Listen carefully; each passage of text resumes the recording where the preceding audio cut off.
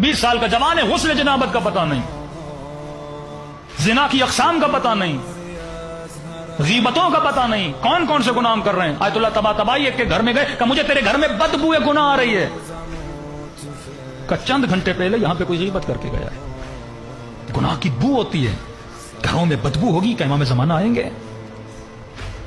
آدھی رات کو عالمہ بی بی جو فقہی مسائل کو جانتی ہیں بیٹھ کے نماز پڑھ رہی ہیں۔ اسلام کہتا ہے جب تک تکلیف نہ ہو بیٹھ کے نماز نہ پڑھو۔ مولا سجاد پوچھتے ہیں پھوپھی اماں کیا اتنی تکلیف ہے؟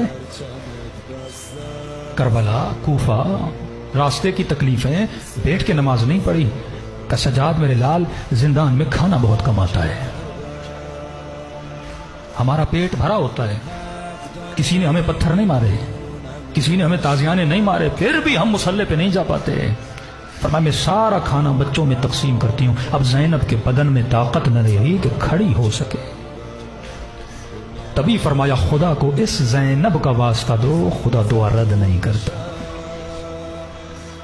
دلوں کو کربلا لے کر چلیں، دعا مانگیں کہ خدا ہمیں ایسی تربیت دے جیسی علی نے سلمان کو عطا کی تھی، ہم بھی اپنے امام زمانہ کے لیے مالک اشتر بن سکیں۔ اے جوان یہ دنیا فانی ہے، ہر گناہ کا علاج ہے، صحیح علاج کی طرف جا، نگاہ حرام کر کر کے اپنی آنکھوں کو امام زمانہ کی زیارت سے محروم نہ کر۔ کل کچھ عمل بھی بتاؤں گا، اگر ریگولر نوجوان کرے تو 40 ڈیز میں امام زمانہ کی زیارت نصیب ہو سکتی ہے۔ وہ ہم سے دور نہیں ہے، فرمایا تمہارے گناہوں نے تجھے مجھ سے دور کیا ہے۔ دلوں کو کربلا لے کر چلیں۔